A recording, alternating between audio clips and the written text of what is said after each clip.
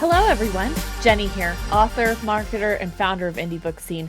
Welcome to my series, Sell More Books in 2025, where I dive into the best kept trade secrets for skyrocketing book sales and living the author career of your dreams. Today, I'm interviewing superhero saga author Dee Williams, who sold nearly 2,000 copies of his debut novel, The Affinity Theory, in just 3 short months. We'll explore what's worked for Eddie, what he'll do differently with his next book, and insights he's gained on how to pave success in the world of indie publishing. Hi, Eddie. Welcome. I'm so glad you could join us today. Why don't you start off by telling us about your book? This is my adult superhero romance thriller, titled The Affinity Theory, book 1 of the Affinity Saga. In my book, Malcolm, Simone, and their superpowered teammates have come together to take down a maniacal force of darkness who's hell-bent on wiping out the pirate population and murking one of their own. It's X-Men meets Hancock meets Twilight meets the Avengers. One of the best times you're going to have reading an adult superhero romance thriller in a very long time. If you order directly from theaffinitysaga.com, you will receive a gorgeous paperback edition of the book signed by me, as well as a bookmark as my way of saying thank you for joining the Affinity Theory and the Affinity Saga family. We also have ebooks available for $5 in the store. So if you want to get a book more immediately and want to start reading these pages, you can. Hardbacks will become available once again in the near future. The timeline for producing those has gotten sped back up. So we're hoping to be able to do that as well. So be looking out for that on theaffinitysaga.com. But yeah, man, I'm available everywhere in social media under Eddie, DeeWrites, Eddie D. Writes. Again, I'm approachable, accessible. If you have any questions, comments, or concerns, feel free to hit me up. And again, man, I thank y'all so much in advance for buying my book. It's one of the best times you're going to have reading a superhero novel, man. So go check us out. The Affinity Theory, book 1 of the Affinity Saga. That sounds like such an exciting read. I really can't wait to dive into this story. If you don't mind me asking, how many books have you sold? Yeah. So we have sold over 500. We're in the 500 range right now of the physical copies, and that's between Amazon. Like I think I maybe sold like 1 or 2 from Ingram Spark directly, and then all the books that we sold via TikTok. So there's about 500 of those, and then we gave away 1,200 ebooks during what's called the Black Reader Appreciation event in November. So there's about 1,800 copies of my book floating around somewhere. On your live, I heard you call it the Affinity Saga. So is this a series? Oh yes. So this is book. So the Affinity Theory is book 1 of 9. This is the first book of the series, and by the time the series is done, it will be a trilogy of trilogies. The expectation is that the story is being told in 3 major acts with 3 sections per act. And so in this first act, it's a lot of the initial world building, introduction, cast of characters, really understanding who the kind of Thanos of the book is going to be.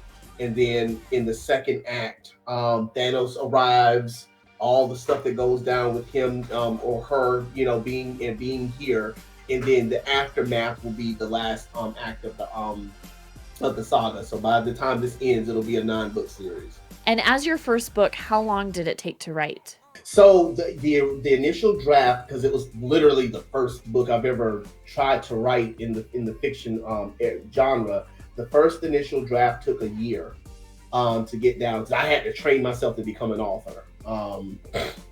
All the imposter syndrome, negative Nancy, you ain't never going to be successful. I had to fight a lot of that.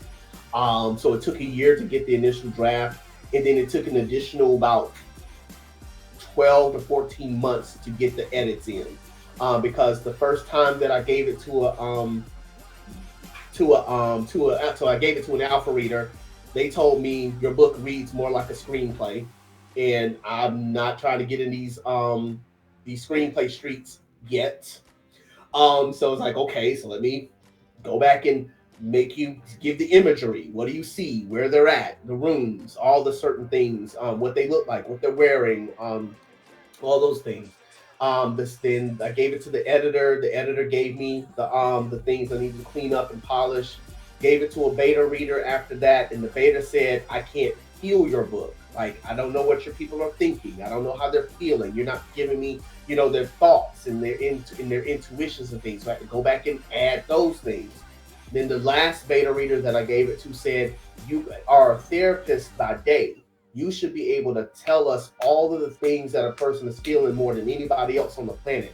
Why don't I feel enough connection with your folk? I'm like, bruh, his book is 130,000, 140,000 words already. I don't know what else to put in this thing. Fine. Came back and did it again.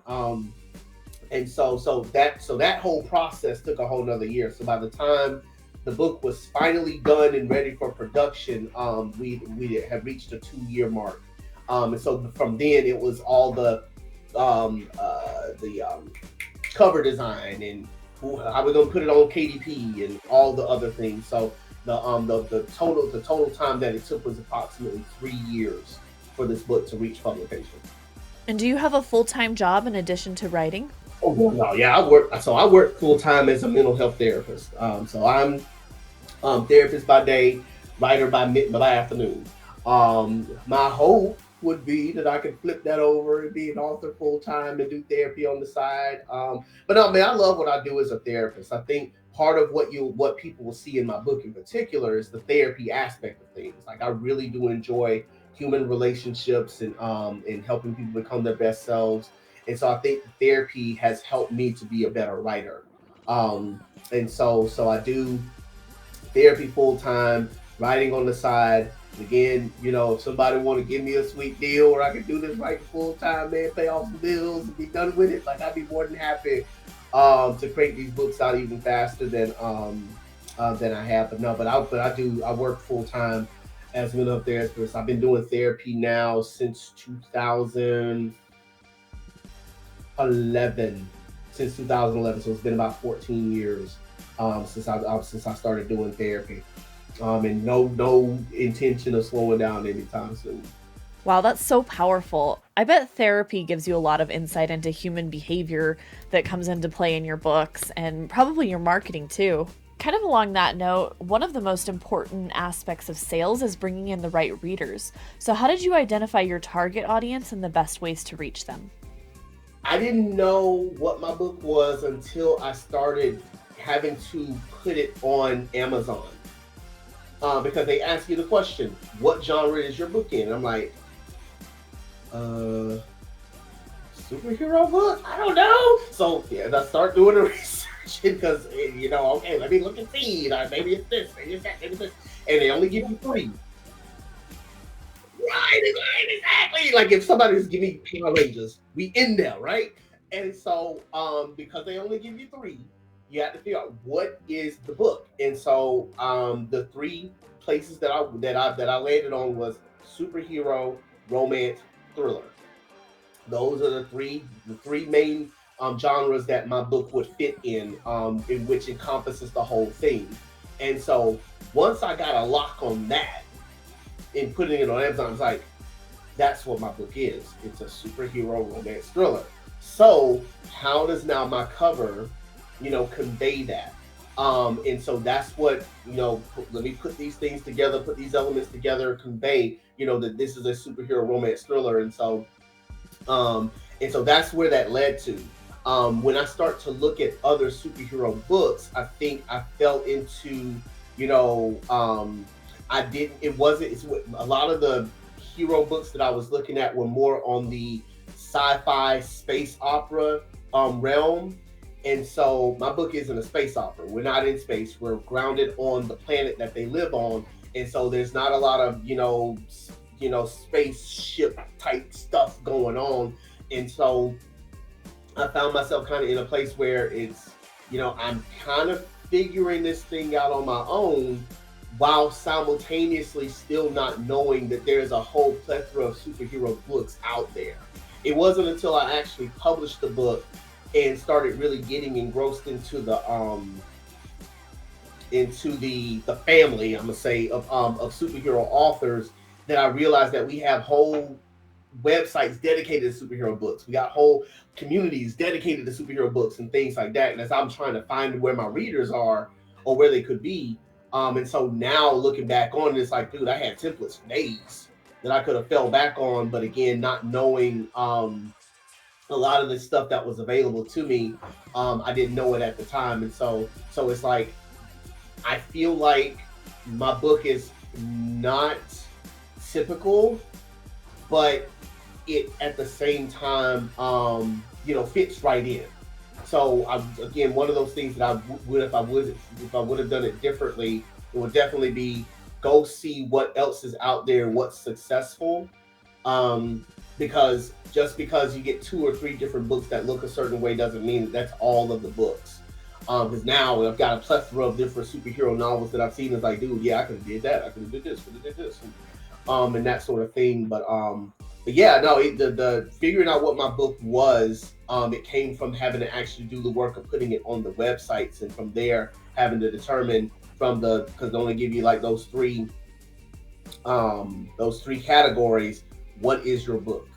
Definitely. Determining your genre is absolutely key to getting your book in front of the right readers.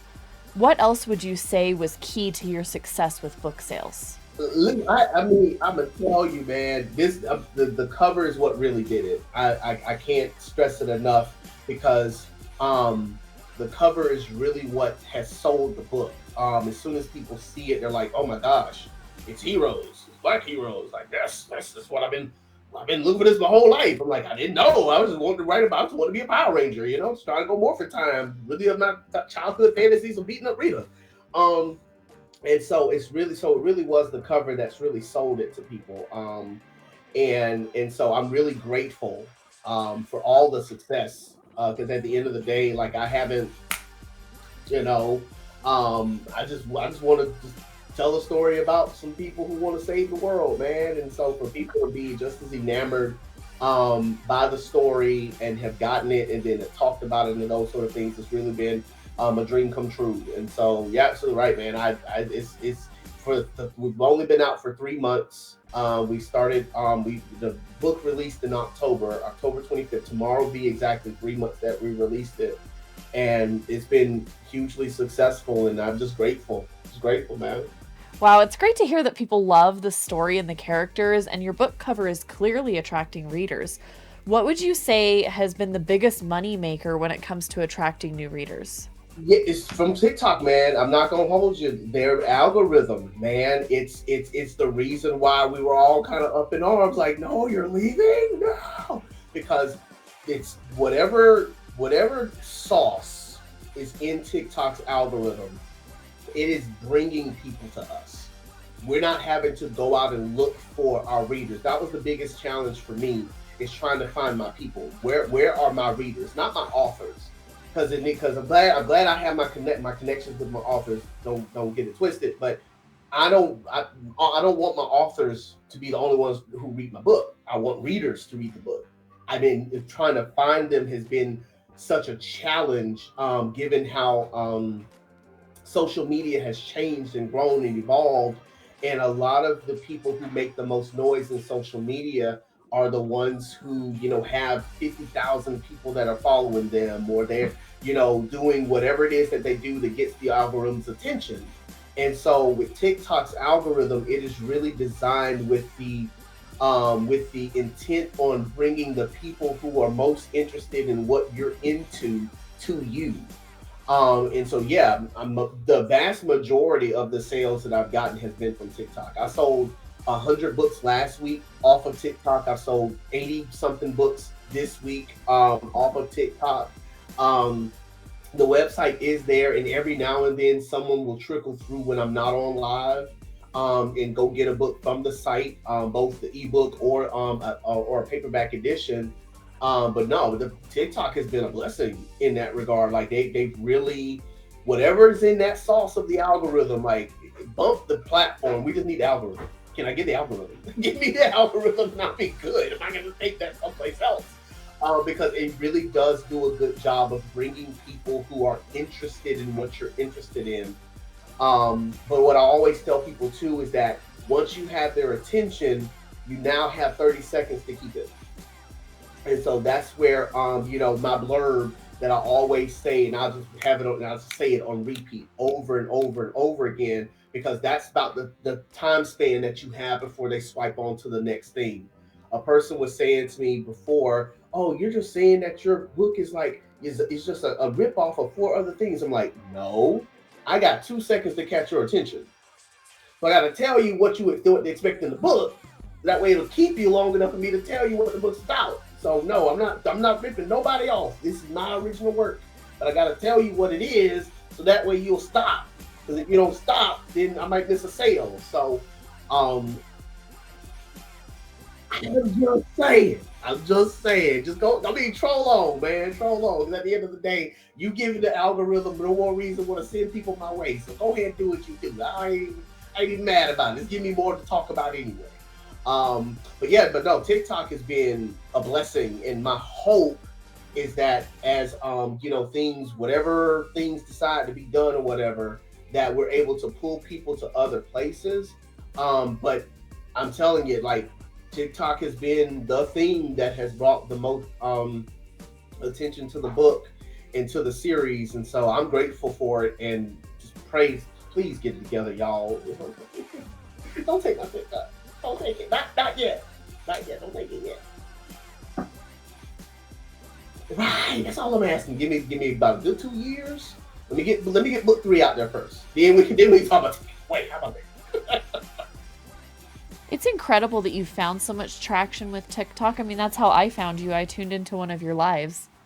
So, in addition to money, many writers struggle with balancing all the demands of writing a novel and running their own business. So, how do you balance marketing and writing? What percentage of time would you say you spend on each? Right now, I would say that it's more of a marketing end than it is the writing end, but only because I've taken a break from writing. Um, after the release of book 1 in October, I'm still learning the process. I'm still learning where are my readers, still learning, what sells. How do I make this TikTok video or this Instagram? Does this translate? I'm having to learn, that the way you market on Instagram is different from the way that you market on a TikTok. The way that you would market on Facebook is different than you would market on YouTube. Um, and so there's still a lot of the marketing that I haven't quite gotten figured out. And my hope is that if we sell enough books, I just hire somebody to do all this stuff. I don't want to do it no way. Like, I really would love somebody else to do a lot of this stuff. I'll come on live. I'll talk my head off all day. But when it comes to all this other stuff, like, I just want to write the book. But so I took a month off after in December. I took a month off from writing, kind of give my mind a chance to kind of reset itself, because I found myself kind of getting log jammed. No, that's what it was. After I finished editing book 2, that's when I took a break. I finished editing book 2, gave it to my editor, said, "Okay, I'm gonna wait until my editor brings it back to me, and then I'll get back into the writing phase again." And so I've taken a break from it all. But usually it's about half and half. I'll spend half of the time writing, editing, and then half of the time marketing the book. Again, understanding that, um, you know, I can't keep marketing to people who already have it. I need to find new people who don't. Um, while also making sure that the ones who do have it are happy and that sort of thing, so that way they'll come back wanting more. So it's definitely a juggling act. But usually, if I'm in a groove, it'll be about half and half, half writing, half marketing. Um, in hopes that one day I ain't got to do no marketing because I'm tired. I don't want to market no more, man. I want somebody else to do it. Let y'all do it. Somebody who's smarter than me, better than me. Let somebody else do this work. I just want to write the book, and every now and then come on live on the TikTok and talk about how great the book is. Absolutely. Marketing can take a lot of work, but the more you understand your target audience, the easier it becomes.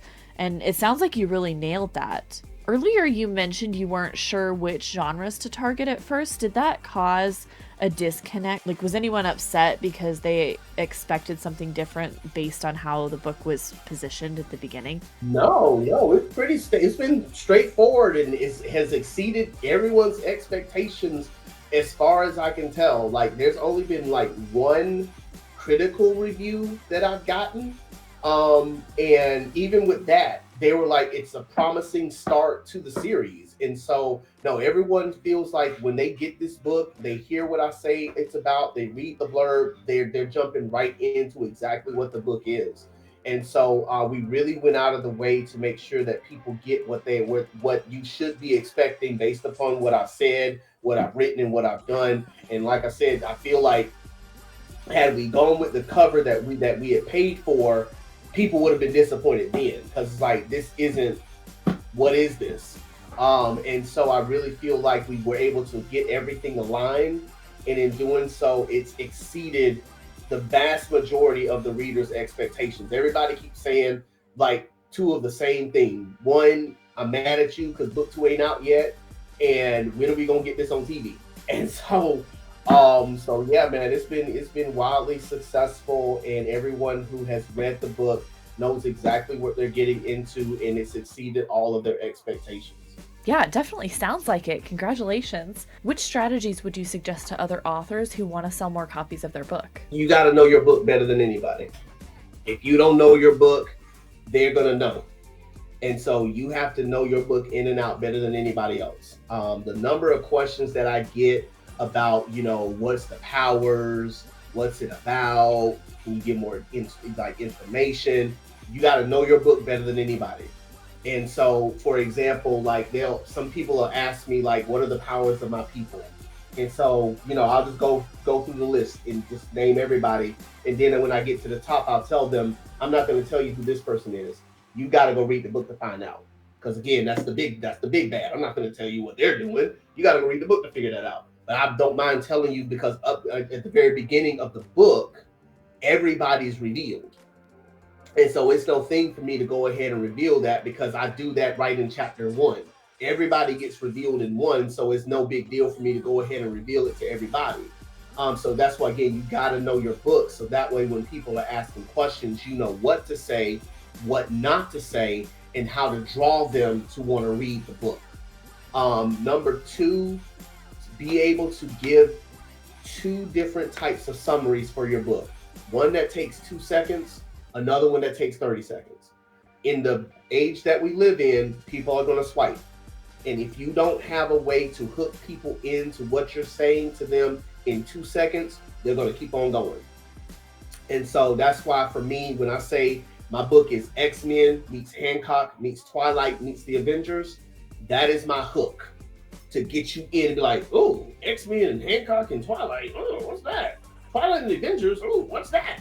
So then I'm able to then give them the 30-second spiel. Malcolm, Simone, superpowered teammates have come together to take down a maniacal force of darkness who's hell-bent on wiping out the power population and murking one of their own.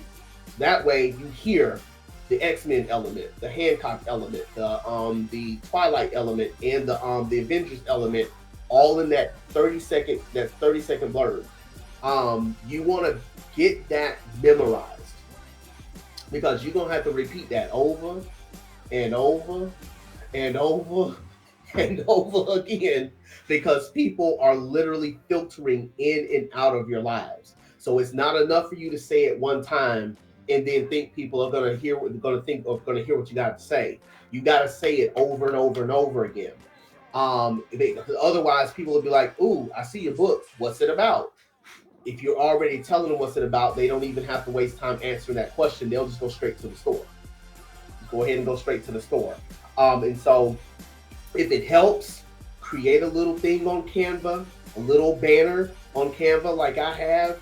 Put it above you so that way people see, and make sure you say something to the effect of order now or buy now or available now.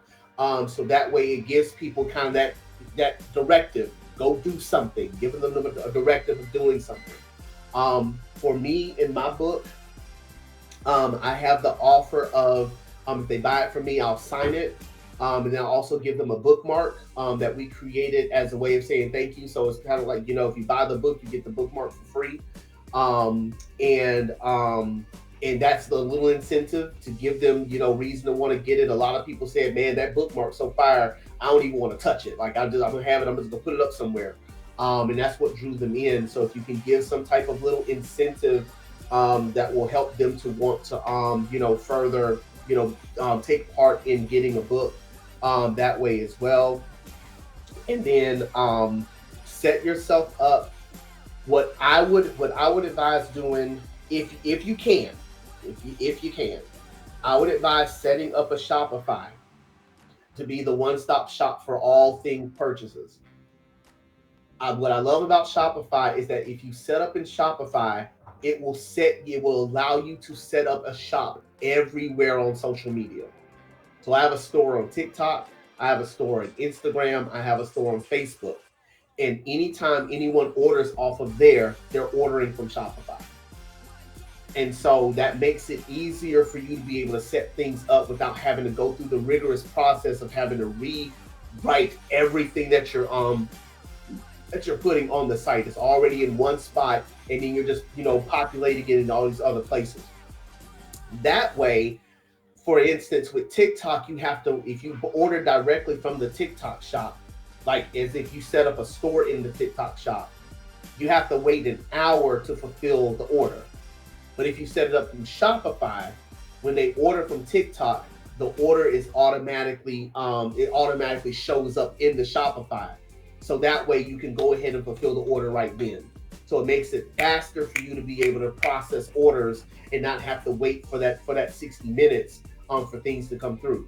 For some people, they might not care. For me, I do, because I'll try to get things out as fast as possible. And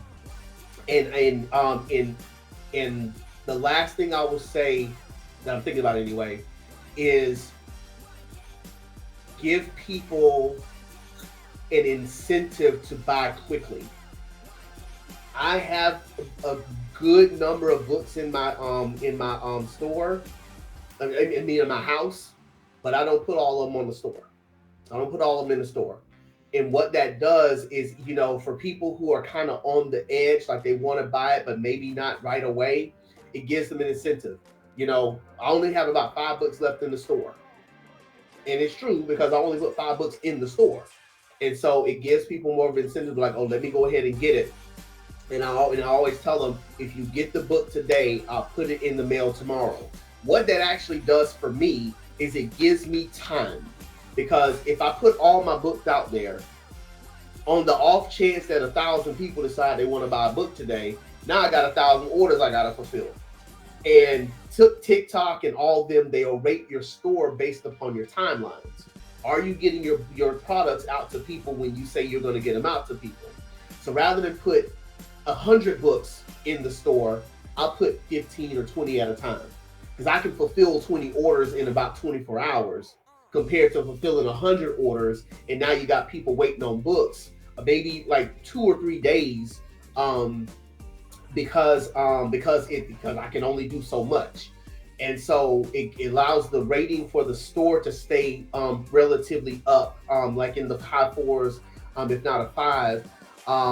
It then allows me the space to be able to make sure that I'm balanced between getting orders fulfilled and living the rest of my life, because I don't want to be sitting here till 1 o'clock in the morning trying to put things in envelopes.